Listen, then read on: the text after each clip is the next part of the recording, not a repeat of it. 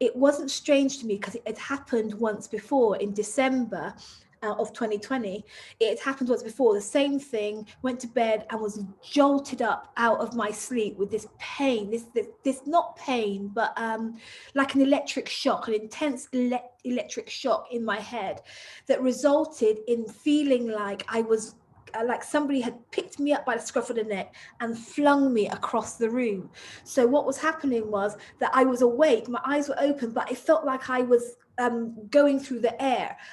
I knew that I wasn't going through the air. I knew that I wasn't in this somersaulting through the air, but it felt like that, and I couldn't make it stop, and I couldn't work out which way was up, and I just felt really, really disorientated, and I cried out then. And my daughter, who was with me at the time, she woke up and said, you know, what's up? And I tried to explain to her, like, I'm spinning out of control. And she, you know, helped me until it subsided. And when it subsided, I tell you, my heart was beating really fast. And I was just so afraid. And I thought to myself, you know, if that happens again, then I'm going to have to go to the hospital. I'm going to have to see someone, like something's really wrong. Well, after it happened in December, it didn't happen again. So I kind of just let it go. Every now and again, I would think about it, but I would just sort of let it go and hope that it wouldn't happen again. But it happened again on Thursday morning. So on Thursday morning, I wake up with this same jolt, the same feeling like I'm catapulting through the air, the same feeling like I can't work out which way is up, I can't make it stop. But this time there's this incredible nausea that went along with it. I just felt like I was going to throw up, but I knew my stomach was empty. But I knew that I just felt so strongly that I needed to throw up. It was just this awful, ugly feeling of nausea and this tumultuous, aggressive, fierce, twisting sensation that like I'm twisting like out of control into the room. So my daughter was with me again. I called her and I said, you know, this is happening again. It's happening again. And she said, you know, what do you want to do? And I said, I've got to get to the hospital. I've got to see someone. I knew I couldn't wait until 9 o'clock that night. And so we got to the hospital, and I was seen, you know, fairly quickly, and they did all kinds of tests. The dizziness and this feeling of spinning out of control was still happening. It wasn't wearing off. It was sort of coming and going. It was coming and going. And, you know, they did all sorts of tests, made me touch my nose and touch their finger, look left and right. They did all kinds of tests.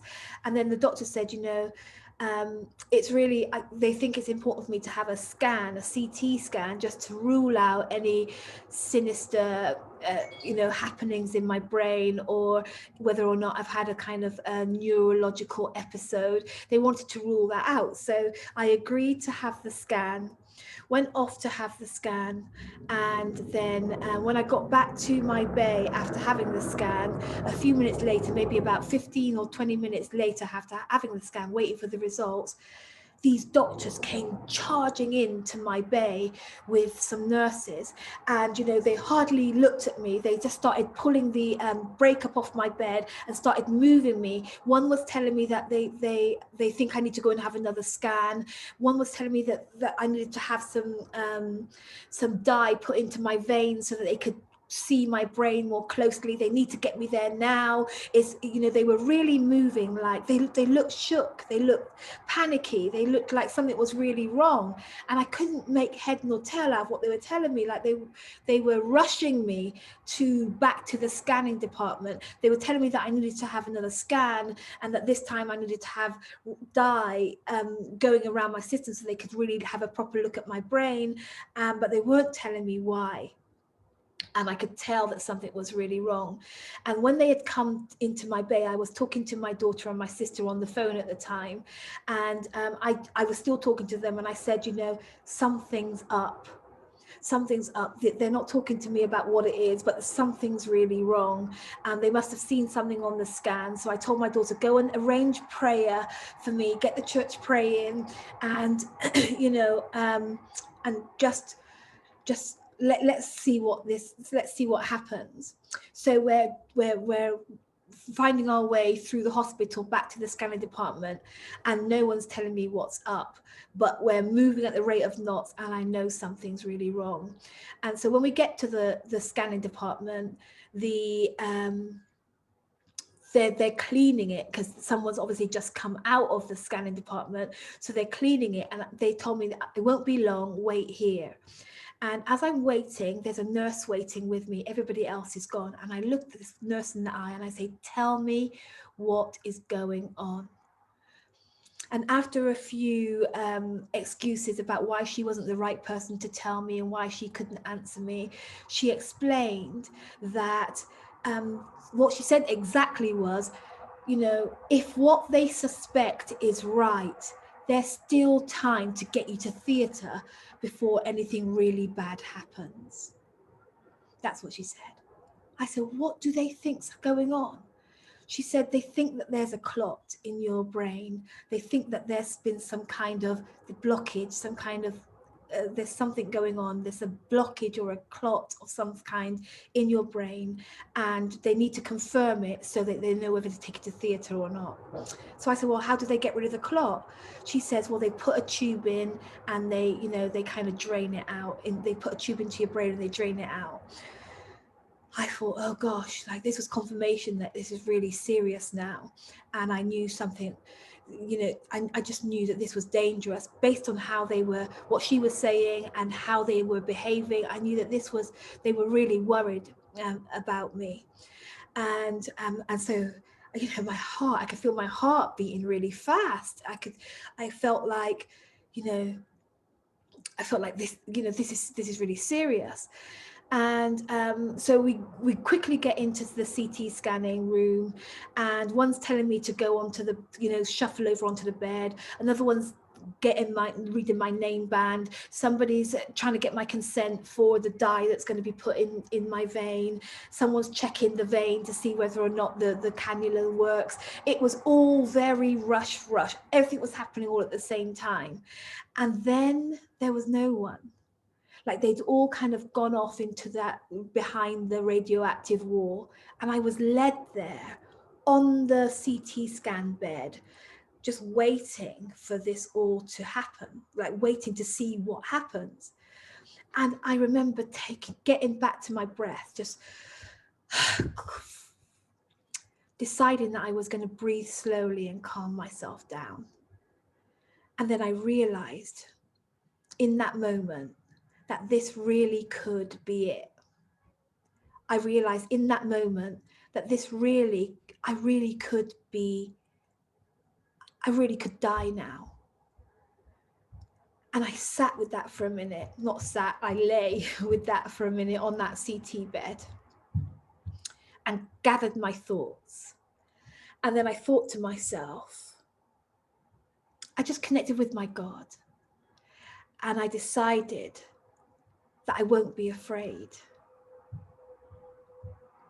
And I actually checked that out, and I realized, you know what, I'm calm, I'm not afraid. And I began to talk to God. And I said, God, if this is the end, if this is my time to come back to you, then so be it.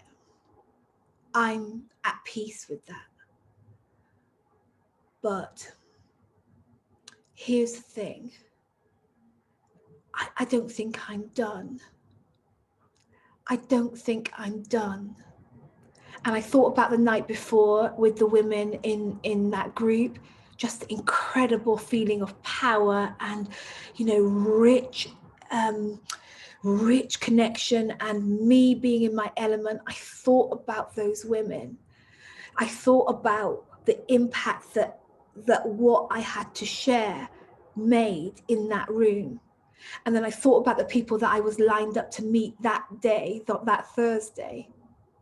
And I thought about all the women that I hadn't met yet, all the women that I want to meet, all the women that I want to serve, all the women that I want to impact powerfully so that they can be their most powerful self in leadership. And I just knew that I am not done yet.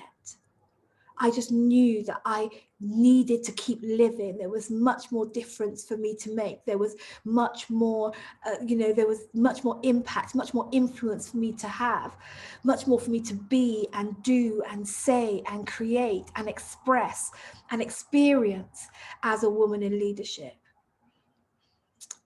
It was really scary, but I gathered my thoughts, I calmed myself down, and all I could think about were the women. All I could think about was you. And I'm telling you this story because you can see it's Saturday. I didn't die on Thursday. But what I am left with is this strong sense that time is of the essence. I'm left with this strong sense that none of us, neither you nor me, are promised tomorrow. We're not promised this afternoon. We're not promised tonight. We're not promised time. Time is of the essence. And I really feel like sharing this with you because I know that some of us aren't living and leading like we've only got a limited amount of time. We're living and leading like we've got all the time in the world. And what I realized on Thursday was that we don't have all the time in the world. It can be over in a flash, just like that. Like it could just be like that could just be the end. It could be the end right now. And so I really feel like some of us need to wake up and realize that. I feel like some of us are playing small. I'm looking down at my notes because I really want to capture what I journaled this morning. But some of us are playing small. We're punching below our weight. We're holding back on who we are positioned to be. Some of us are distracted. Some of us are caught up in power struggles and the politics and the isms and the schisms in our professional realms, in our professional spaces, that we aren't really we aren't busy becoming the woman that can make the difference that we were born to make, that we're positioned to make, that we're in that role to make. That some of us are asleep, that we've stopped thinking and feeling and caring about the mission, the assignment, the difference that we wanted to make, that, you know, the motivation that drove us to take up those positions in those organizations in the first place. Some of us are afraid. We are suffering from analysis paralysis. We know the difference we want to make, but we aren't, but we're so in our heads about making it that we're not actually moving towards making it.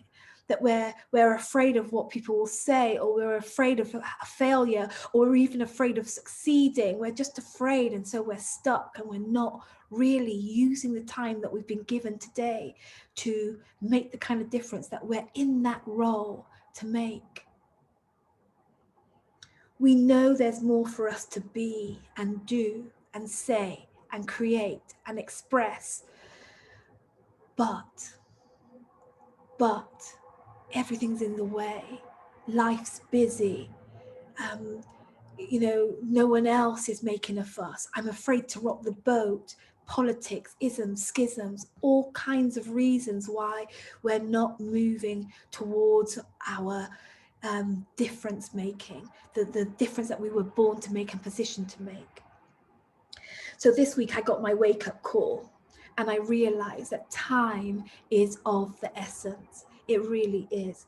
And so if this resonates at all, I'm making this video to call you, challenge you into taking these 4 steps. These 4 steps. The first one is to decide. Decide that no more time is to waste. No more just living like we've got all the time in the world. To be the woman, the leader, the change maker, the difference maker that you are uniquely powered to be. No deciding that no more wasting time, no more holding back, no more punching below my weight, no more just staying here, staying stuck, no more. Decide. Secondly, I want you to decide to find your tribe, the empowering, the repowering community or individuals that will help, that you will help you on your journey, that will listen to you talk about what it is that's in your heart to do and be and say, and help you and support you to ignite your becoming that woman, becoming that leader, becoming that change maker. No one of us is an island. We need people around us. We need supportive people around us. Some of us have to stop being around some people who are draining our enthusiasm for the journey to progress. Some of us have to think about our circles, who we're hanging around, you know, what we're making normal in our everyday life and leadership. We have to find places that nourish us and enrich us and empower us and repower us to ignite our becoming this woman who can do the kind of difference that no one else can do, can make the kind of difference that no one else can. That I'm encouraging you that if this is resonating with you at all, find your tribe, find your people, find the individuals that are going to support you in your season of becoming and preparing to make the difference that you're here to make, that you're in that role to make. Number 3, set a date to talk with that individual or those people or that group. Set a date. Set a date. Give them a call right now. Say, hey, let's meet on this day. Hey, let's talk then. Hey, when are you free to talk? Let's gather on this time at this day. We need to ignite something. We need to get together to talk about something. Set the date. Put it in the diary. We're so busy, aren't we, that we could end up just forgetting this message, forgetting this call to action. So we need to take action and put it in the diary. And then 4th, make a start. Make a start. Reignite that inner difference maker that's been languishing in there. Bring her out. Give her a voice. Make a start. Write a post. Do something. Call your team together. Do something. Make a start. There's this old saying, isn't there, that you don't have to be you don't have to be great to get started, but you do have to get started to be great. Well, I'm thinking that to make the kind of difference that you were born to make, that you are positioned to make, that you are being called to make right now, we need to make a start. So whatever that means for you, think about, what does making a start look like for you? And really just start. Just start. I'm talking to myself too. Like, I'm not just preaching this thing. This is a message for me personally. As I lay on that hospital CT scanning bed, I realized that this is for me too, that it's time for me to ignite my impact and influence. It's time for me to really step up and serve the people that I'm born to serve, that I'm positioned to serve. And for me, that's women in senior leadership. That's women who are positioned in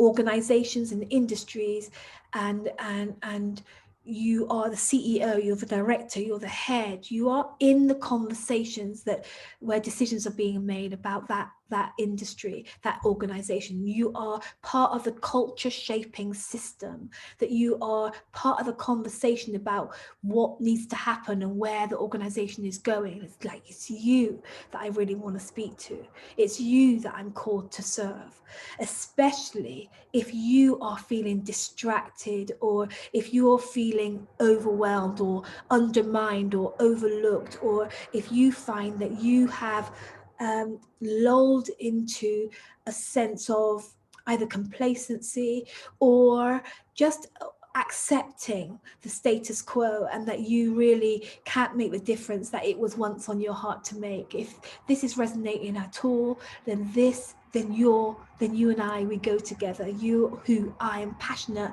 about serving fervently, fiercely in this season ahead. So if that resonates with you, if you're a woman in senior leadership and you know that I'm speaking to you, then I'm inviting you to come and join me on what I'm calling a gathering of influential women on the 22nd of February at 8 p.m. GMT. That's UK London time. A gathering of influential women. I want to explain what it is that I see as the real challenges when it comes to us as women in senior leadership. I want to share my vision with you for us.